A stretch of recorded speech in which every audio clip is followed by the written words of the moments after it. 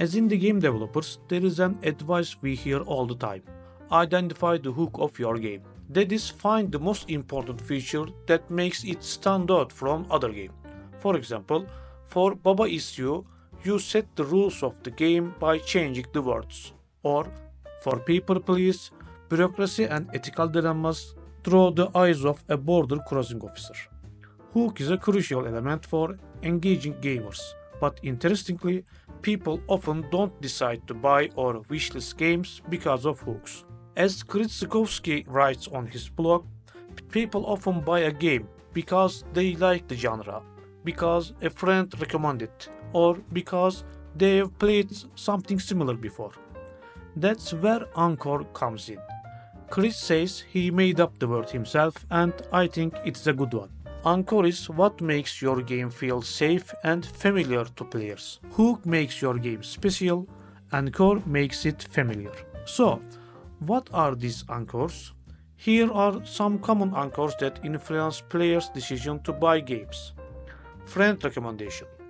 If someone you trust says this game is great, it is easier to buy. Influencer effect.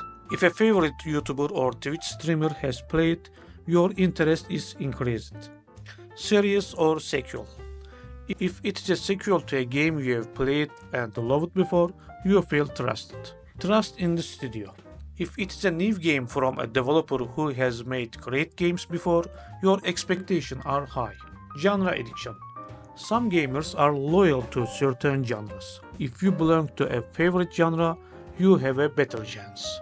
So, how do we use this in game development? Simple. Choose your hook, but don't forget your anchor.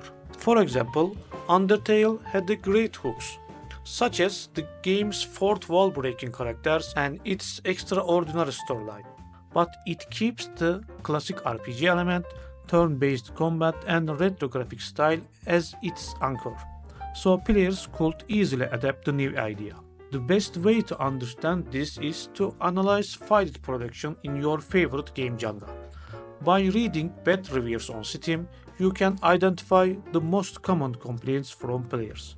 For example, if you are developing a Metroidvania, you should know that players look for certain anchors, maps, shortcuts, biome themes, boss health indicator, fast travel mechanics, and so on. But there is the trick. Don't use all anchors. You can create a hook by intentionally breaking one and replacing it with the different mechanics. This is what Hollow Knight did. It integrated Souls-like elements into a Metroidvania structure.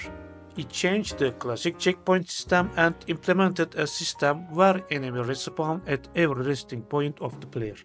There was also the Estus Flux system, like in Souls-like games. So they had both hooks and anchors in the game. In conclusion, if you want to sell your game, your hook has to be interesting enough, but your anchor has to make it feel safe. If you come up with a very original idea but don't put an anchor, people might say, "That's nice, but what exactly is it?" and walk away. On the other hand, if you rely on anchors, you can get lost in a mediocre game. When you get the balance right, you get attention and you get people to buy it. Take a look at the games you bought recently. You will see how similar this is. If you have any buying patterns you have noticed like this, you can write them in comments. I want to chat with anyone in the comments as much as I can. See you next video.